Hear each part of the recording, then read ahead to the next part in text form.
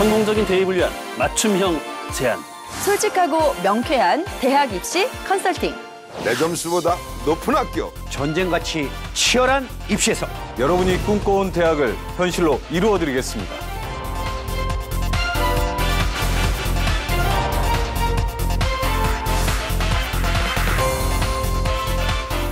대한민국 학생들과 학부모님들을 위한 입시 솔루션이 시작됩니다.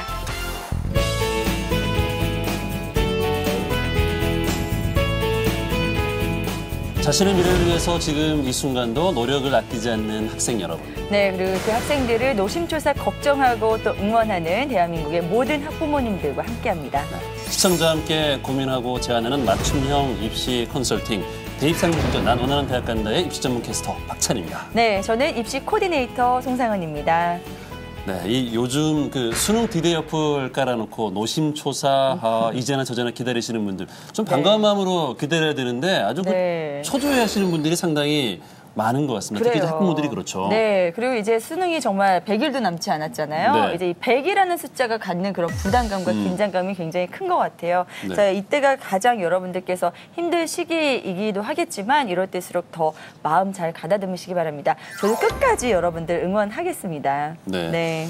자, 지금부터가 사실 심적으로 변동이 많은 시기이기 때문에 여러분이 정신 바짝 차리고 이제 집중해야 원하는 또 성과를 얻어낼 수가 있습니다. 네, 하지만 주변 상황은요 녹록지 않습니다. 수시가 얼마 남지 않은 상황에서 원서 쓰고 그리고 뭐 주변에서 면접 준비하랴, 논술 준비하랴 굉장히 산만한 시기잖아요. 네, 이럴 때 하지만 정말 집중을 잘해서 성패가 좌우되는 그런 시기이기 때문에 자기 관리를 참 무엇보다 잘해야 되지 않을까 싶습니다. 그렇습니다. 네. 자, 이 대입상륙전 난 원하는 대학 간다 본격적으로 좀 시작을 할 텐데요. 오늘도 변함없이 이런 산만한 시기에 정신 번쩍 나게 만들어주시는 두 분을 또 모셨습니다. 명쾌, 간결, 그리고 정확한 입시 전략을 세워주시는 입시계의 제갈공명, 입시계의 조조, 입시사령관 조정현 선생님 모셨습니다. 안녕하세요. 어서 오세요. 안녕하세요. SAD의 조정예입니다. 수험생 여러분들께서 다가가기가 어려운 대학이라 할지라도 본인이 다가가고 싶다면 마음 놓고 다가가십시오. 대입 상륙 작전, 난 원하는 대학 간다가 여러분들을 적극적으로 도와드리겠습니다.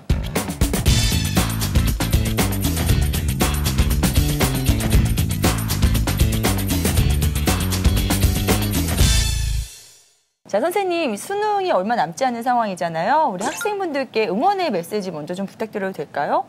수험생 여러분들, 대학은 여러분 겁니다. 반드시 이루어질 수 있다는 것을 명심하고 가슴이 시키는 대로 한번 도전하십시오. 네. 대한민국의 모든 대학이요. 나한테 오라. 내가 다 안아줄게. 뭐 이런 느낌이 드는데요. 오늘 분위기가 상당히 좋습니다. 그렇습니다. 이 100일 앞두고 저희들이 다가가고 싶은 마음이야 뭐 꿀떡 같습니다만 그래도 좀 전략이 필요하잖아요. 무조건 다가가서는 안 될 것 같은데요. 네. 자신의 전형에 맞게끔 마지막 전략을 확실하게 짜야 될 겁니다. 우선 수능을 준비하는 학생들은 이제 과목별 개념을 정리하기보다는 EBS 교재에서 70%가 연계된다는 걸 명심하시고 이제 바로 이 여름방학 때 수능 완성이라는 마지막 교재가 나오게 됩니다. 그러니까 이 연계 교재 마지막을 집중적으로 분석하시면서 6월 모의고사와 9월 모의고사에서 출제됐던 유형은 11월 달 수능의 유형에서는 출제되지 않습니다. 그러니까 6월 달과 9월 달에 나왔다고 해서 그걸 11월 달에 보려고 하지 마시고 그 유형은 평가원에서 출제하는 거기 때문에 EBS 교재에서 6월과 9월에 출제하지 않았던 문제 유형 중에서 또 색다른 문제 유형을 중심적으로 반복해서 정리하는 게 좋을 것 같습니다. 학생부 종합전형이나 학생부 교과전형을 준비하는 학생들은요. 자기 서류 전형으로만 모집하는 대학들도 많이 있으니까 자기소개서 작성이라는 건 기본적으로 많은 대학이 반영하고 있습니다. 그러니까 자기소개서 작성에 마지막 혼신의 힘을 기울여야 될 거고 무조건 자기를 예찬하거나 자기를 과대 포장하려고 하지 말고 즉 정확하게 사실적인 것을 근거로 해서 구체성 있는 것을 작성해 주는 게 낫습니다. 또 논술 전형을 준비하는 학생들은요. 자기가 지원하고자 하는 6개 대학, 여기에 대한 논술의 기출 문제를 간단히 정리해 주는 게 바람직합니다. 네. 네, 알겠습니다. 자, 그리고 저희가 소개해드릴 분이 한 분 더 계시죠. 네, 돌직구 화법으로 우리 학부모님들 또 학생들 정말 이게 직직만 하시라고 헤매지 마시고요. 이렇게 네. 직언을 해주시는 또 입시 전문가십니다. 명태선 소장님 나오셨습니다. 어서 오세요. 네, 어서 오세요. 안녕하세요. 목동 하이CNC 대입전략연구소 소장 명태선이라고 합니다. 오늘도 명쾌하게 오늘도 답을 좀 드리도록 하겠습니다. 네.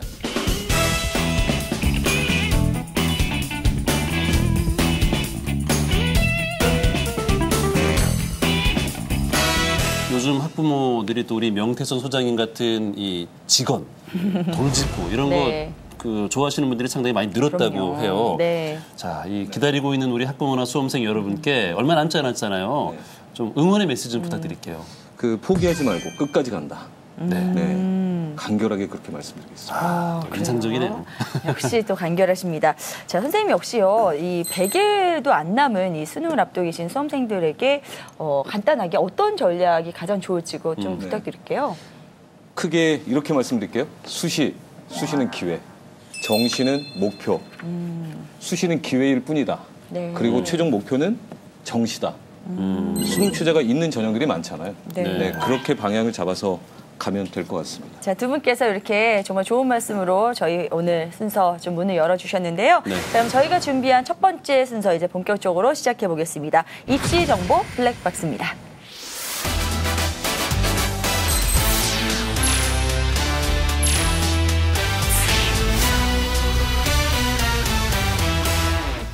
네, 이 수험생과 학부모들에게 지금 인기를 끄는 코너입니다. 네. 수험생 학부모가 원하는 대학교의 학과만을 엄중하게 선택해서 저희들이 소개해드리는 시간인데요. 마케팅에서 유용하게 사용되는 이 수원 분석을 이용해서 강점, 약점, 기회, 위기면으로 나누어서 이 자신이 원하는 대학에 들어갈 수 있는지 네. 입체적인 정보를 전해드리는 시간입니다. 대학별 네. 수원 분석 시간이죠. 네, 저희가 그냥 아무 학교나 하는 건 아니고요. 네. 뭐 정말 인기 있는 학교 중에서 유망학과 그리고 선호도가 높은 학과, 인기학과만을 골라내서 이걸 집중적으로 이렇게 분석을 하다 보니까 정말로 많은 분들께서 실질적으로 도움이 됐다 이런 반응들을 많이 보여주고 계십니다. 네. 자, 오늘도 어떤 학교를 이 수학 분석을 통해서 장점과 단점, 위기 기회를 살펴주실지 궁금한데요. 선생님 어떤 학교 준비하셨나요?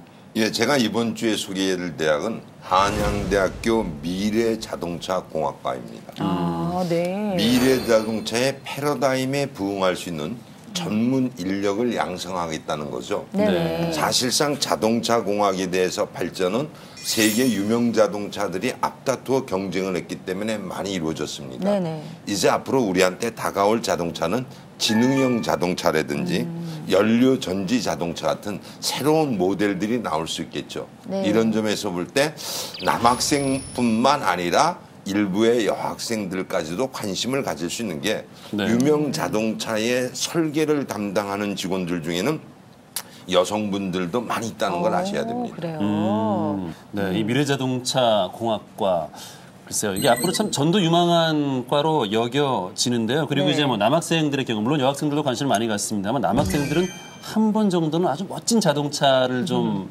만들어 보고 타보고 싶은 어떤 그런 욕망들이 있거든요. 네. 요즘 이 학과가 뭐 특별히 좀 부각된 이유가 또 따로 있을까요? 네 가지로 짧게 정리해 드릴게요. 네, 간단하게. 네. 왜냐하면 네네. 부모님들이 머릿속에 딱딱 박혀야 되니까. 네네.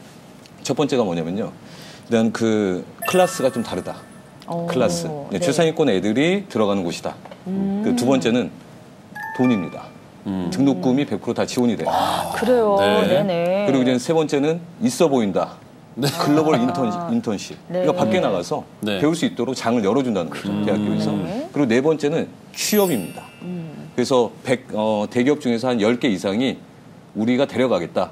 이걸 다 협약을 맺었다고 해요. 네. 그렇기 때문에 이 네 가지 조건이면 충분하지 않겠습니까? 근데 결론이 들어가게 되면 인생이 편해진다. 이렇게 결론을 좀 내리고 싶습니다. 근데 저희가 다루는 모든 학교의 그 인기 학과들이 다 이런 공통점이 있는 것 같아요. 일단 네. 취업과 연계가 잘 돼 있고요. 학교 다닐 때 돈이 많이 안 들고. 등록금 써야 되고. 그러니까 이런 공통점들이 항상 있는데요. 역시 오늘 살펴볼 한양대 미래자동차 학부에서도 이런 장점들이 고스란히 녹여져 있습니다. 네, 일단은요. 이 학부 이름만 들어봐도 굉장히 미래지향적이고 부가가치적인 예. 예, 그런 느낌들이 막 나거든요. 예, 예. 예, 실제로 그런 학과죠. 예, 미래자동차공학부라는 자체가 아무래도 매력적인 이름을 갖고 있겠죠. 그런데 이러한 학과를 들어가기 위해서뿐만 아니라 한양대 전체가 갖고 있는 수시에서의 강점은요. 한양대가 지니는 모든 수시에는 수능 최저를 적용하지 않는다는 거죠. 네, 수능에 대한 부담이 또 없네요. 네, 그러니까 수능에 대해서 좀 취약했던 학생들이 마음 놓고 자신의 꿈을 펼쳐볼 수 있는 전형이 있는 대학이 바로 한양대학교라고 할 수 있겠죠. 미래자동차공학부뿐만이 아니라.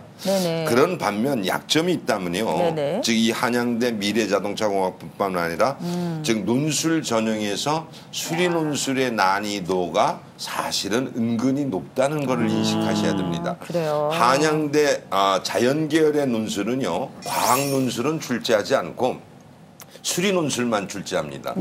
요즘에 난이도에 대한 지적을 많이 당해서 많이 약해지기는 했지만 과거에 비해서 약해졌을 뿐이지 다른 대학과 견줘본다면 역시 한양대의 난이도는 조금 높다고 볼 수 있겠죠. 뭐 대학의 레벨에 따라서 난이도가 이루어지는 건 아니지만 고대나 연대의 수리 논술보다도 더 높다고 생각하시면 됩니다. 자, 그렇다면 기회적인 측면에서 본다면 또 어떤 부분을 얘기할 수 있을까요? 이건 학생부 종합전형을 들어줄 수 있겠죠. 왜냐하면 학생부 종합전형에서는 대다수의 학생들이 사실상 자기소개서를 써야 된다는 것에 대한 부담감도 갖고 있고 그다음에 또 때로는 교사 추천서를 원하는 대학도 있긴 있습니다. 그러나 이 한양대학교의 모든 학생부 종합전형에서는 서류 제출이 전혀 존재하지 않습니다. 그러니까 학생부에 기록된 활동만 갖고 100% 선발을 하게 됩니다. 그러니까 이러한 것은 바로 모든 학생들이 학생부에 기록된 활동에 적극성을 보였던 학생들에게는 대단한 기회가 될 수 있겠죠. 학교 생활만 정말 잘하면 이제 크게 무리 없이 들어갈 수 있을 것 같은데 그래도 좀 위기 측면도 있을 것 같은데요. 물론 위기 측면도 있죠. 위기 측면이라는 거는 최저도 없고 여러 가지의 복잡한 서류 전형도 없다 보니까 경쟁률이 다른 대학에 비해서 절대적으로 높다는 게 위기가 되겠죠. 그렇겠네요. 보통 어느 정도 나오나요, 경쟁률? 재작년 같은 경우에 한양대학의 논술 전형은 100대 1을 넘었습니다. 작년도에는 그거보다는 조금 낮아진 형편이지만 올해 한양대 모든 수시는 거의 70대 1 안팎으로 이루어지지 않을까 이렇게 생각이 듭니다. 엄청난 경쟁률이네요. 그래요. 근데 이렇게 많은 사람들이 지원을 하면 저기 채점하는데도 참 힘들겠어요. 제가 걱정할 건 아닙니다만. 그래요? 쓸데없는 걱정하시네요. 물론 논술 전형 같은 데서는 채점하는 문제점이 있지만 학생부 종합 전형 같은 데서는 면접 자체도 없으니까 서류 전형으로만 보니까 오히려 시간의 단축을 가져올 수 있겠죠.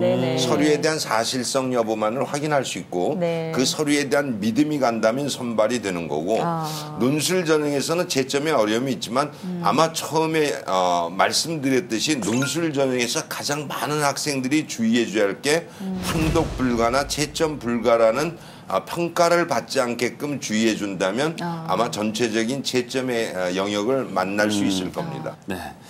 인기 학과입니다. 그리고 역시 이제 앞으로 전도 유망한 과이기 때문에 많은 학생들이 관심을 가지고 또 지원하는 것 같습니다. 적은 인력을 뽑기 때문에 뭐 경쟁률이 치열한 거는 뭐 당연하겠죠. 그래요. 많은 학생들이 선호하는 것뿐만 아니라 장학금 혜택이 또 빵빵하기 때문에 우리 부모님께서도 선호도가 높은 그런 학과인 것 같은데요. 오늘은 이렇게 해서 대학별 수학분석 수험생들과 학부모님들이 모두 보내고 싶은 한양대학교 미래자동차공학과에 대해서 분석해봤습니다.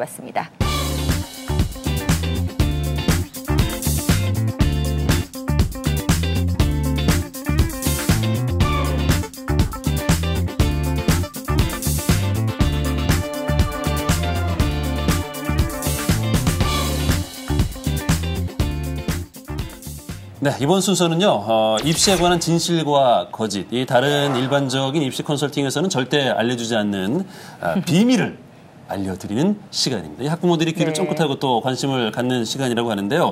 대입 상륙 작전, 난 원하는 대학 간다의 오해와 진실 코너 함께 하시겠습니다. 입시 정책이 또 자주 바뀌면서 바뀔 때마다 예전의 그 입시 정보를 아직까지 통용되느냐 이렇게 잘못 알고 계시는 분들 많이 계시는데요. 저희가 이 시간 통해서 그거를 바로 잡아드리도록 하겠습니다. 자, 선생님 이번 주 입시 정보 오해와 진실은 어떤 내용 준비하셨나요? 이번 주 오해와 진실은 동아리 활동 꼭 해야 한다.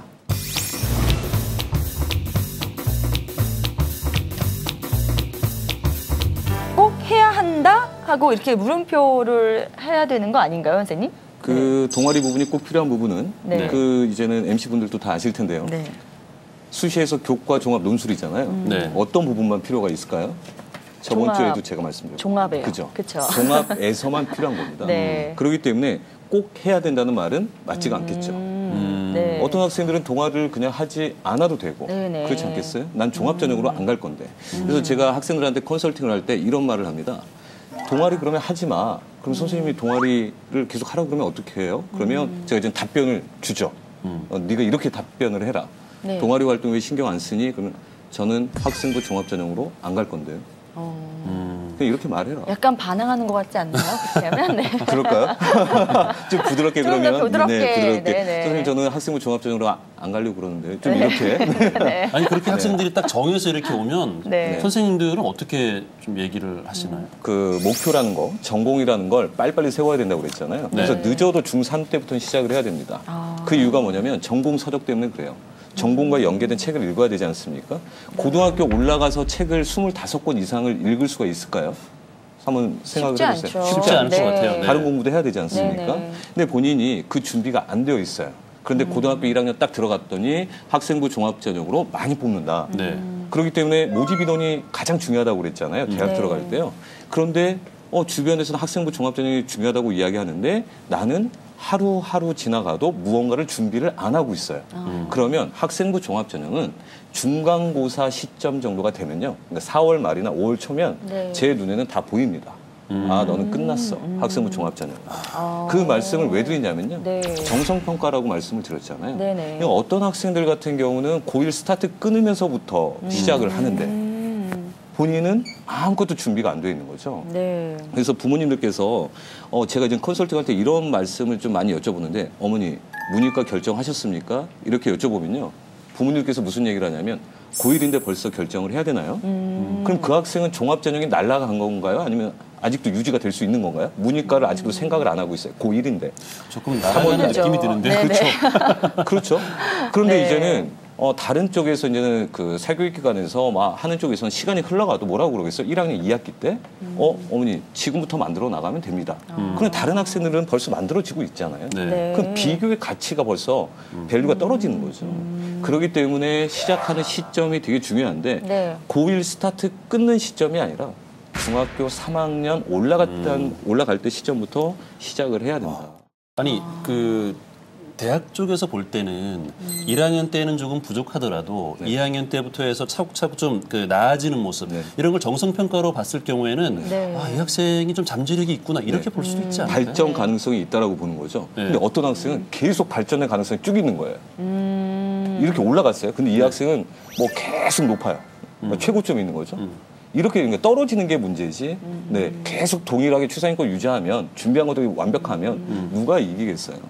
발전 가능성이 있으면 좋죠. 근데 이 학생은 떨어지지 않고 계속 최상위에 있어요. 올라갈 데가 없잖아요. 네. 그러니까 그런 부분들이 이제는 정성평가이기 때문에 그 발전 가능성이 있으면 좀 고려를 할 수 있는 부분은 있지만 가장 높은 데 있는 애들한테는 밀릴 수밖에 없는 구조일 수 있죠. 그러니까 비교 대상이 되는 친구들이 이미 오래전부터 잘 준비를 해왔기 때문에 그런 친구에 비해서는 밀린다는 이야기죠. 그래서 네. 박찬 아나운서님께서 말씀하시는 네. 부분 있잖아요. 학생부 종합전형을 준비하는 학원에서 그런 식으로 이야기합니다. 네, 저처럼요. 뭐 희망을 1학년 때 주는군요. 그렇죠. 네. 네, 2학년 그렇지가 않은데 그렇게 네네. 이야기를 하면서 등록을 유도하죠. 자, 알겠습니다. 네. 자, 그러면요. 만약에 이제 준비를 쭉 해왔던 학생의 경우에 이 동아리 활동이 어쨌든 이제 도움이 되게 만들어야 되잖아요. 네. 그럴 때 이 동아리 활동 역시 앞으로 전공할 것과 연계해서 준비하는 것이 좋겠죠? 네, 그렇죠. 네, 어떻게 그럼 그거를 매치를 해가야 될까요? 전공하고 연계된 게 가장 좋죠. 동아리라는 네네. 게. 그러면 동아리를 동아리를 어디 가입할 것이냐 이게 네. 가장 중요한데요. 학생들이 고등학교 1학년 때 그냥 동아리와 그 전공과 상관없는 동아리를 들 경우에는 네. 뭐 다방면의 경험을 쌓는다 이런 측면에서 좋은데 어떤 학생들 비교 대상이 되는 학생들 같은 경우는 동아리를 전공과 연계된 걸 처음부터 시작을 해버리면 네. 우리가 이제 동아리 부장이 있지 않습니까? 네네. 2학년이 해요. 2학년이 하는데 내가 만일 1학년 때는 동아리를 전공하고 다른 걸 들었어요. 근데 나는 2학년 때 동아리를 나는 전공과 연계되게 들어가겠다라고 하게 되면 동아리 부장은 못 하는 거예요. 왜냐하면 구성원이 뽑아주는 거예요. 그러니까 본인은 다른 데 있다가 이 동아리로 전공과 연계되게 들어왔어요. 네. 그러면 학생들이 보면 쟤 뭐야? 게스트잖아요. 계속 1년 동안 같이 생활을 안 했잖아요. 네네. 동아리 부장이 안 되는 거죠. 동아리 부장이 리더십이 있고 걔는 정말 적극적으로 동아리 일에 임했구나. 그리고 소통도 원활하고 화합도 되고 이렇게 평가를 한다는 거죠. 네. 아니 다 동아리 부장 할 수는 없잖아요. 그렇죠. 동아리 딱 부장이 한 명이죠. 명이면 네. 구성원도 있어야 그렇죠. 될 텐데. 그러면 이게 또 말씀드렸잖아요. 정성평가하고 상대평가하고 누구는 동아리 부장이 됐어요. 네. 구성원이에요. 그러면 어떻게 보겠습니까? 동아리 하나 만들까요? 되게 지금 말씀을 되게 잘하신 거예요. 네. 네. 가장 높은 점수가 동아리를 만드는 겁니다. 오, 역경을 네. 극복하는 점수입니다. 적극성이 더 있다는 거죠. 그래서 그렇다고 네. 아니 그렇게 되면 또 이게 동아리가 우후죽순 생겨서 네. 그 뭐 근데 동아리를 아무한테나 내주지 네. 않죠, 학교에서. 기준이 있어요. 네네. 인원수인데요. 하려고 하는 애들이 많아야 됩니다. 그 동아리를. 그래서 3명에서 5명 사이가 되면 동아리를 만들 수가 있고요. 네. 그 기존의 동아리와는 이름이 좀 달라야 되고 네. 색깔도 좀 달라야 됩니다. 사실은 우리 학교에서 어떤 뭐 작은 낭만이라도 느낄 수 있는 그런 동아리 활동에서조차 이렇게 대입과 연결해서 전공과 연결만 시켜야 된다는 그런 생각을 해서 조금 안쓰럽다는 생각도 했는데요. 네. 이런 차선책도 있다는 것 꼭 기억을 해두시기 바랍니다. 네. 자, 오늘 오해와 진실은 이렇게 저희가 좀 풀어봤고요. 이제 다음 순서 넘어가 보겠습니다. 유쾌한 상담소 본격적으로 시작해 보겠습니다.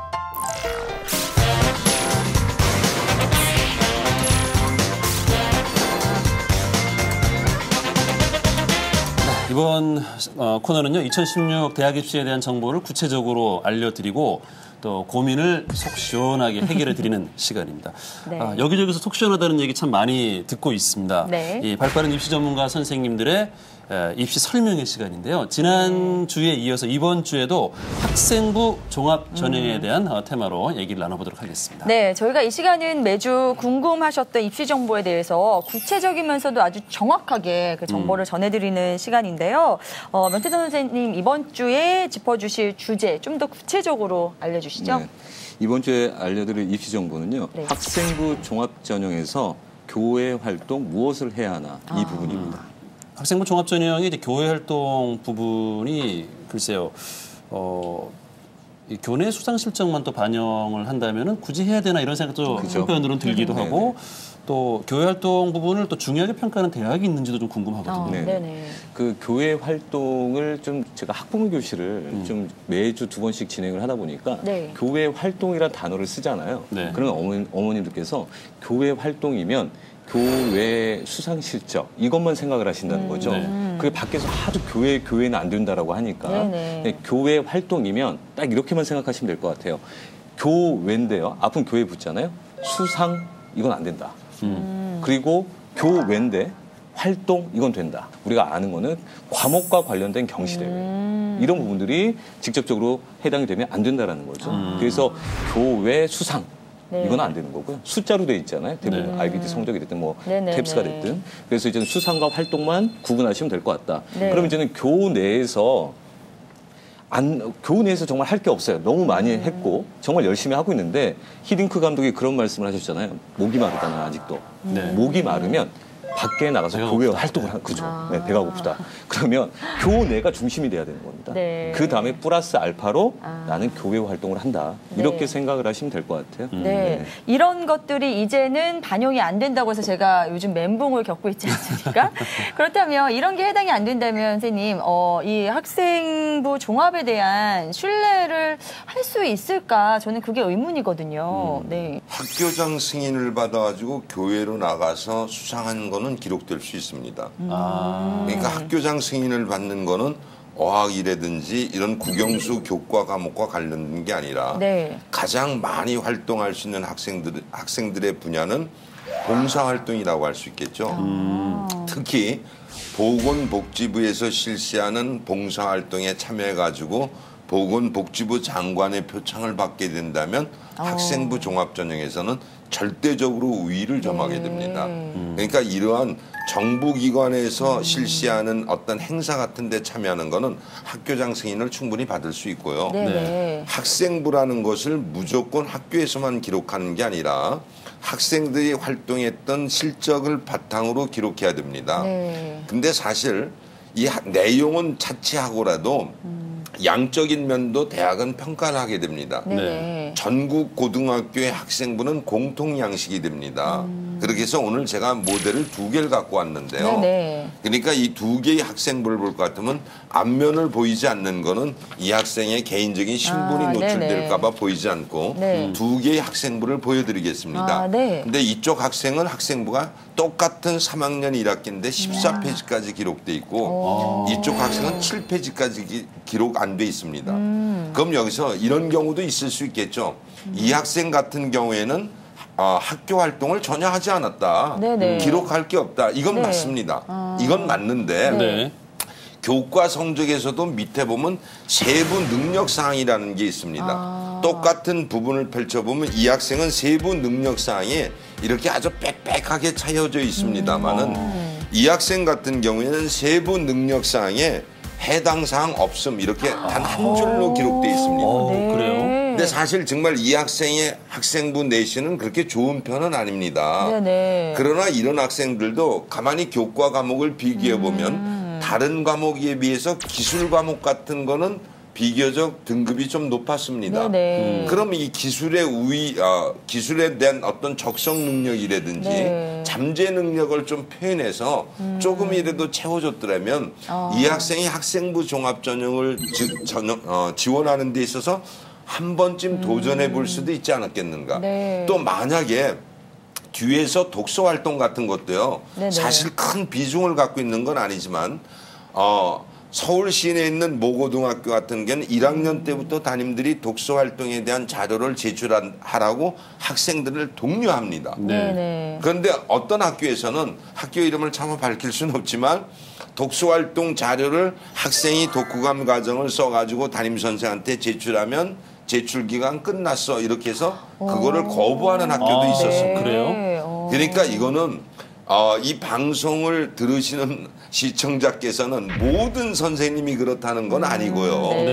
대다수의 선생님은 1년 동안 그 자기가 맡은 반의 학생들과 씨름을 하면서 한 명이라도 더 좋은 대학을 보내기 위해서 노력하는데 부분적으로는 조금만 더 수고해 주시면 학생들의 미래를 결정할 수 있는 근거가 될 수 있는 학생부 종합전형의 학생부 자체에 대한 완성도에서 선생님들이 부분적으로는 최선의 노력을 다하지 못하신 건 아닌가 하는 안타까움이 좀 드는 거죠. 지금 이게 저는 지금 갑자기 이게 유쾌한 상담소가 아니라 굉장히 좀 불쾌한 상담소가 된 느낌이 드는데요. 글쎄요, 이 선생님들이 지금 세부 능력 사항에 해당 사항 없음이라고 이렇게 기재를 했다는 건 그 학생이 마치 그 대학 가기를 원하지 않는 것처럼 저는 느껴져서 좀 화가 나기도 하는데요. 그렇죠. 아무리 국영수 성적이 나쁘더라도 또 설사 전 과목의 성적이 나쁘다 할지라도 기본적인 능력은 갖추지 않았지만 적극적인 노력성을 보이고 있으므로 이런 식이라는 표현도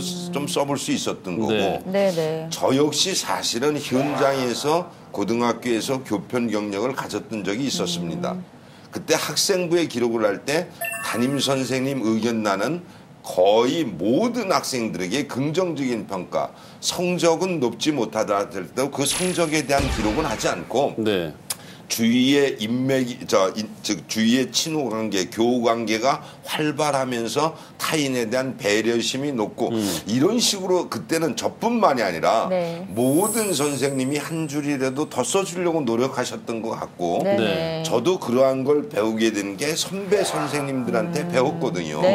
근데 이거를 학생부 종합전형에서 자기소개서를 써달라고 의뢰했던 어떤 학생이 학생부를 보면서 이거는 그냥 묻어놓고 넘어갈 사항은 아닌 것 같다. 학생부 종합전형에서 자기소개서는 절대적인데 이 자기소개서를 쓸 수 있는 항목을 많이 채워주시는 것이 담임선생님이 해야 할 도리인 것 같은데 이거를 미처 다른 바쁘신 일정 때문에 못하셨다면 지금부터라도 그 한두 선생님 때문에 전체의 선생님들이 부정적인 평가를 받아서는 안 되잖아요. 네네. 이건 뭐 학교를 고발하겠다는 얘기도 아니고 네. 즉 전체 선생님들이 노력해 주시는 건 저도 인정합니다. 이러한 관점에서 조금만 더 수고를 해주셨으면 어떨까 이런 생각입니다. 네. 선생님께서 정말 모든 학부모님들의 그런 마음을 대변해서 이렇게 말씀을 대표로 전해주셨다고 생각하고요. 예, 선생님들의 더 많은 그런 관심 저희가 좀 부탁드리겠습니다. 자, 다시요. 저희 포커스를 교회 활동에 좀 맞춰 보겠습니다. 학생부 종합에서 이 교회 활동이 차지하는 그런 부분들, 그 영향력에 대해서 지금 살펴보고 있는데. 이게 어떻게 보면은 창의적 체험 활동에 속하는 그런 부분이잖아요. 그래서 이런 부분에 있어서 많은 부분들을 챙겨야 될 텐데 이게 어떠한 적정 수준이 있는지 모르겠어요, 선생님. 예, 어떤 점수화할 수 있는 그런 뭐 기준 같은 게 있을까요? 구체성을 지니고 사실성을 지녔는가. 그다음에 이 기록 속에서 자신의 장점을 부각할 수 있었던가. 또한 그다음에 전공과의 관련성이 있는가 이런 걸 종합적으로 평가한 상태 속에서 학생부와 자기소개서와의 내용이 일치되는가 이런 걸 평가하는 거지 어떤 점수상으로 최저 점수가 있고 최고 점수가 있는 건 아니고요. 네. 그러니까 모든 전형에선 대학이 자기 나름대로의 채점 방식을 갖고 갑니다. 근데 기본적으로 좀 전에 말씀드렸듯이 가장 중요한 건 전공과의 관련성. 또 이제 봉사활동 같은 데서는 이타성을 지니고 있어 타인을 배려했던 활동이 있었던가. 그다음에 이제 동아리 활동에서는 좀 전에 전공 관련성을 연결시키고 그다음에 독서 활동에서는 폭넓게 독서를 했던가. 자기가 지원하고자 하는 학과에만 집착해서 부분적인 책을 읽지는 않았던가. 이런 거를 종합적으로 평가한다고 볼 수 있겠죠. 네. 어떤 대학에서 특별히 이 교회 활동을 더 중시해서 보는 그런 그런 거는 없고요. 교회 활동에 일반적인 거 세 가지를 말씀해 드릴게요. 하나는 세미나고요. 세미나를 참여해라. 그 세미나라는 게 학술 세미나를 말하는 겁니다. 그리고 이제 방학 때 이루어지는 세미나를 좀 참여를 한다는 거죠. 공지사항에 나와 있어요. 대학교 고등학생들이 이렇게 세미나에 참석할 수 있는 기회가 많이 있나요? 그게 이제 강당에서 할 때 그냥 이렇게 뭐 접수를 하지 않아도 그냥 이렇게 무작위로 하는 세미나들이 있거든요. 거기 이제 참석을 해라. 그럼 자료집을 받잖아요. 세미나. 그다음에 두 번째는 캠프를 갔다 와라. 서울대 같은 경우는 이제 이번에 서울대 공문이 내려왔어요. 각 고등학교마다. 근데 이제 제가 지금 하고 있는 2학년 지구환경과학과에는 수단과 방법을 가리지 말고 무조건 따내라. 그런데 걔는 이과학생이거든요. 걔는 지구환경과학과를 가려고 그래요. 그래서 1순위, 2순위 과학에 관련된 과목을 쓰는데 걔는 지구과학이니까 지구과학을 선택한 애들이 많진 않아요. 그래서 걔는 됐어요, 이번에. 그래서 2학년인데 서울대 캠프를 가죠. 3박 4일인가 이 정도가 될 겁니다. 그러니까 캠프 있죠. 세미나, 캠프. 그 다음에 하나는 이제 박람회예요. 코엑스나 킨텍스 가게 되면 이제 지금 올해 일정이 다 나와 있습니다. 본인 전공과 관련된 박람회를 가서 사진 한 방 이렇게 찍어주고 그래서 소논문 써서 누구한테 주느냐? 담임한테 주는 거예요. 세미나 갔다 와도 담임한테 주는 거고요. 캠프 갔다 와도 담임한테 주고 이런 식으로 소논문 만들어서 주게 되면 효과가 정말 좋습니다. 네. 자, 이제 다음 순서로 넘어가 볼까요? 실제 입시 현장에서 이 수험생과 학부모님들께서 갖고 있는 그런 고민과 걱정들을 나눠보는 시간입니다. 저희 상담 시간 이어가겠습니다.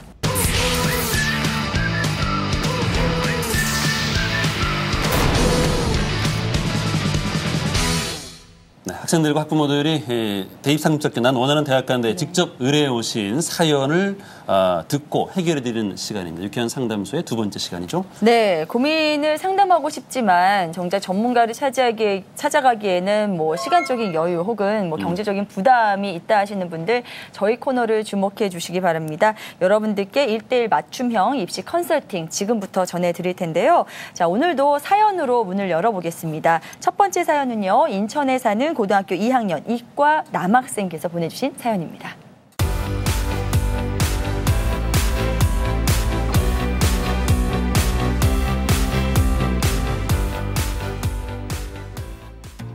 전 인천에 사는 고2 이과생입니다. 제 꿈은 미술을 전공하고 싶었지만 집안의 장남이다 보니 취업이 잘 되는 학과로 취직해야 할 것 같아서 이과를 선택했는데요.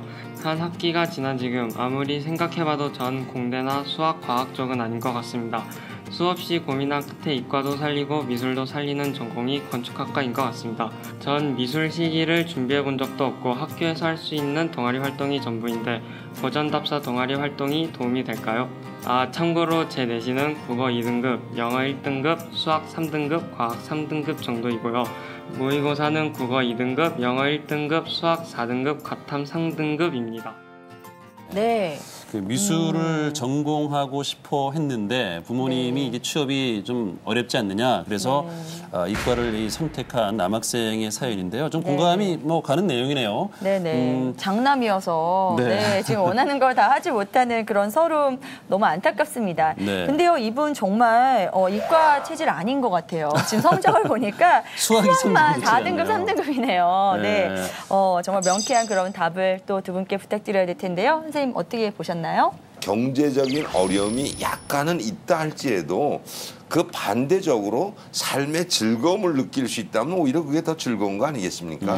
그래서 이 학생한테 과감하게 선택해 줄 수 있는 거는 홍익대 미대 같은 경우에는 사실상 실기를 보지 않고 수능 점수로 도전할 수도 있습니다.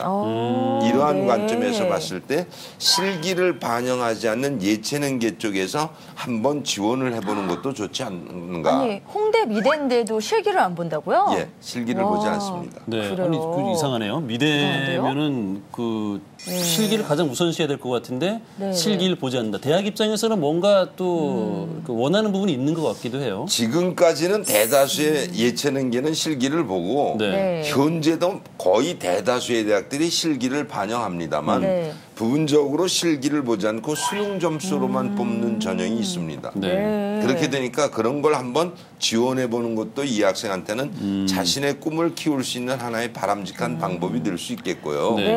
그다음에 건축공학과와 자신의 꿈을 연계시켜서 부모님께서 생각하시는 건축공학과의 취업과 자신의 미술이라는 꿈을 연계시켜서 건축공학과를 지원하겠다 그러는데 건축공학과가 미술과 관련 있는 건 아니죠. 물론 설계도라든지 이런 거는 관련이 있을 수 있겠지만 미술에서 어떤 부분을 전공할지는 모르겠지만 회화편이라면 전혀 해당이 없을 것 같고요. 그래서 이 학생은 부모님을 우선적으로 설득해서 자신의 적성을 살려서 대학을 지원하는 것이 바람직할 것 같다. 저는 이런 충고를 드리고 싶고 자연계이기 때문에 아마 이 학생은 건축공학과를 준비하는 데 있어서 기타 다른 여러 가지 준비는 안 한 것 같습니다. 근데 이 정도의 모의고사 성적을 갖고 있다면 자연계 논술을 지원하는데 부분적으로 어려움은 있을 수 있겠지만 많은 대학의 지원 가능권으로는 들어갑니다.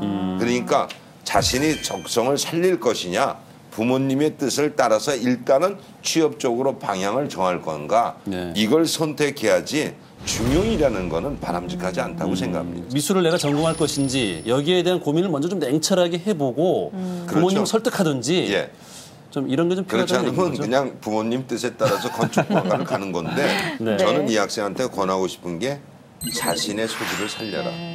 그것이 나중 훗날 삶의 즐거움을 느낄 수 있다. 이걸 권하고 싶습니다. 네, 저도 대표님 말씀에 한 표 던지고 싶습니다. 자, 그럼 계속해서 다음 좀 사연 들어보도록 하겠습니다. 다음 사연은요, 고3 수험생을 둔 수원의 이제 어머님의 고민인데요. 얘기 들어보겠습니다.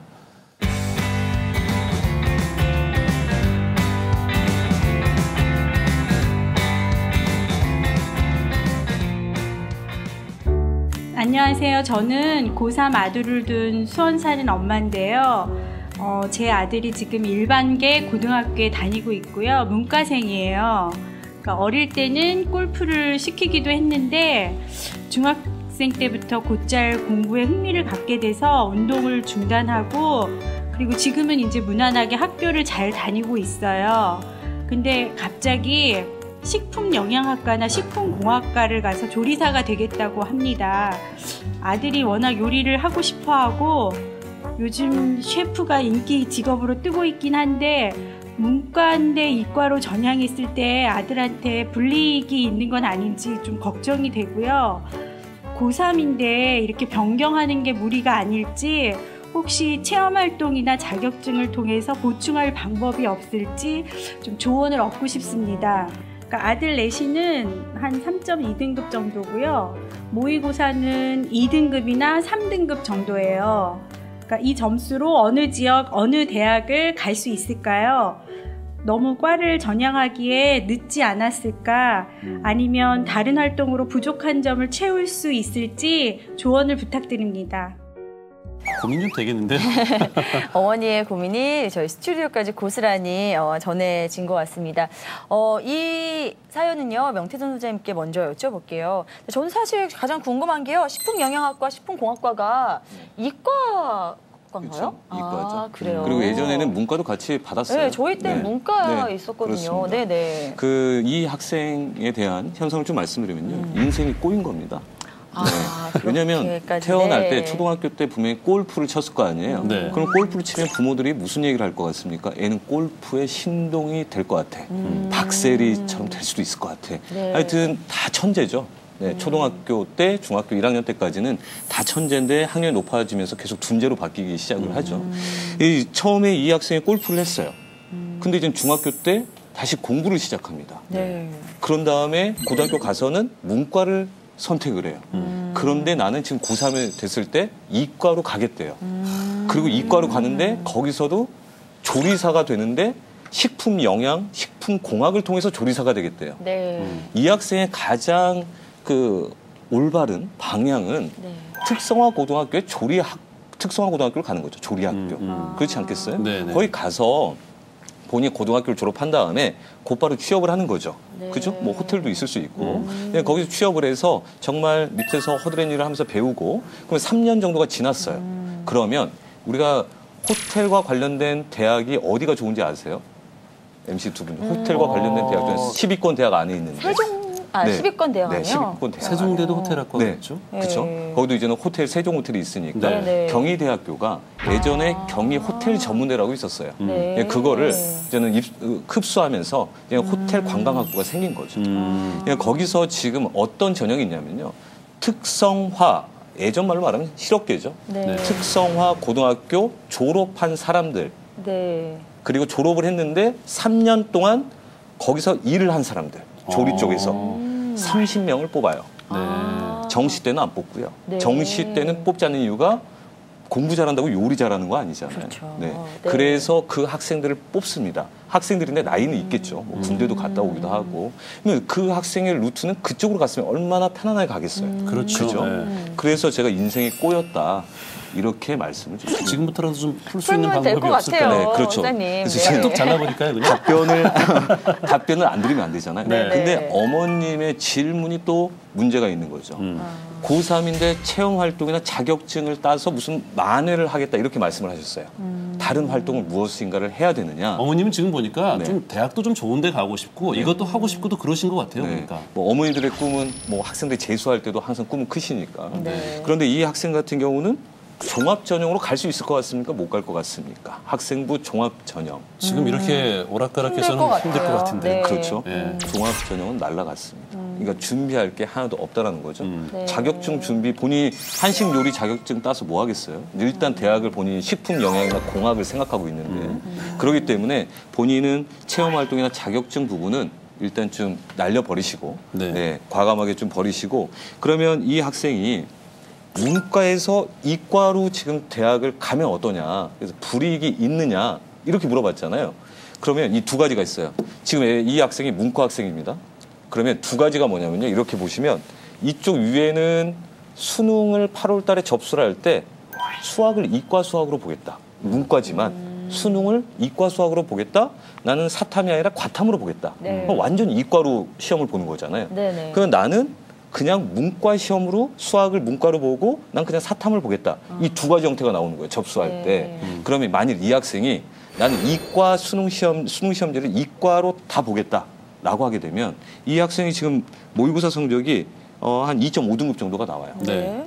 그럼 이과로 할 경우에는 수학이 이 학생이 공부할 시간이 없잖아요. 문과 수학을 계속 공부했으니까. 네. 그러니까 이 학생의 수학 점수는 어떻게 되겠어요? 확 올라갈까요? 떨어질까요? 그렇죠. 확 떨어지겠죠. 네. 수학이 1등급이라 하더라도 한 3등급 정도까지 밀려날 거예요. 밀려나게 되면 대학 레벨은 당연히 떨어질 수밖에 없겠죠. 네. 그래서 이거는 시간이 얼마 없기 때문에 이과용 시험지로 시험을 보면 절대 안 된다는 거죠. 그러니까 문과용 시험지로 봐라. 네. 문과용 시험지로 그럼 보면 나는 이과로 지원하겠다. 식품 영양학과를 지원한다라고 하게 되면 일단 문과용 시험지로 시험을 딱 보는 순간 이 학생은 서울특별시 안에는 못 들어와요. 대학이. 28개 대학이 있는데요. 요 안에 못 들어옵니다. 네. 그런데 한 5, 6년 전에는 들어왔어요. 수리 가형, 수리 나형이라는 말이 있었어요. 수학 수능 시험이. 네네. 지금은 A, B형인데 그때는 우리가 서울에 있는 하위권 대학들이 문과 시험지로 시험을 수학을 봐도 우리가 뽑아주겠다. 이렇게 수학이 별 필요 없을 거 아니에요? 식품 네네, 영양 쪽은 그렇죠. 그러니까 뽑아주겠다. 생활과학대 뽑아주겠다. 근데 지금은 수학이 예전보다 쉬워졌어요.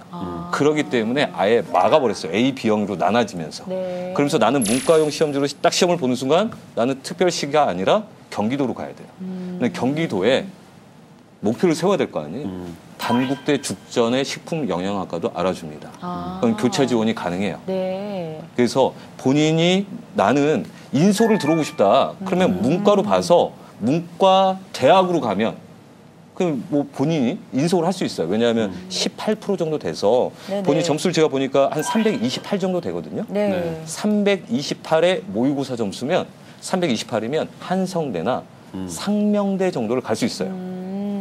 그렇기 때문에 나는 문과용 시험으로 나는 그냥 특별시 안에 있을래. 그럼 전공은 나 대학 다니면서 그냥 학원 다닐래. 뭐 요리 학원 있죠. 그럼 배우겠다. 이렇게 하는 전략이 있는데 네. 내가 식품 영양은 무조건 가겠다라고 하게 되면 내가 대학은 특별시 안에 안 있어도 난 단국대 죽전을 위해서 나는 모의고사 성적을 올리려고 노력하겠다. 이런 마인드를 가지면 충분히 네. 가능하죠. 네.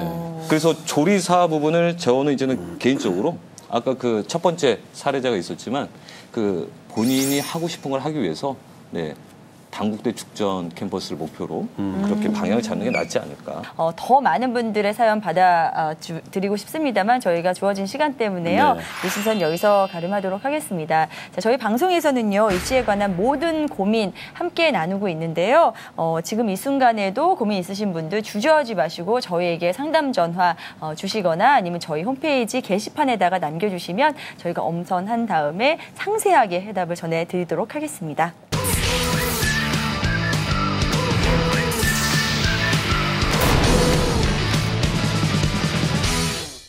제가 오늘 그 진행하다 보니까요. 네. 제가 그 옛날 생각, 좀 고리타분한 생각이 좀 많이 잡혀있구나라는 생각을 하면서 다음 네. 시간에는 조금 그 새로운 생각을 가지고 좀 그러니까 나와야 될 것 지금 같다는 생각이 저희는 들었어요. 2015년입니다. 네. 네. 아, 20년 전 이상하네요. 생각하시면 안 돼요. 네, 외모는 네. 아닌데 자꾸 이제 생각이 그렇게 되네요. 알겠습니다. 죄송합니다. 네, 마무리해 주시죠. 자, 네.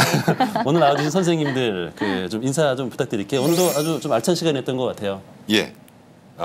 오늘 지금 다만 조금 마음속으로 찡한 거는 네. 저도 10년 이상을 교육 현장에 머물러 있었는데 저보고 찡하셨나요 혹시? 아닙니다. 네네.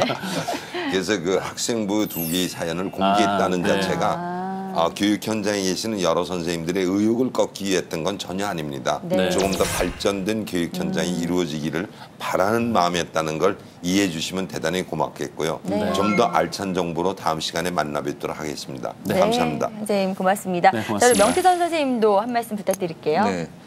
다음번에도 오늘처럼 시원하게 좀 풀어드리도록 하겠습니다. 네. 가끔은 좀 아파요. 아픈데 이게 좋은 아픔인 것 같아요. 네네. 네. 예. 저만 우리 아픈가요? 안마할 때도 이렇게 지압 세게 받으면 아이고, 시원하기도 하잖아요. 예, 그만큼 명쾌한 해답 다음 주에도 기다리고 있겠습니다. 네. 자, 오늘 두 분 정말 오늘도 함께해 주셔서 정말 감사합니다. 네, 저희 다음 주에는요 보다 유익한 정보 가득 담아 오겠습니다. 지금까지 시청해 주신 여러분 고맙습니다.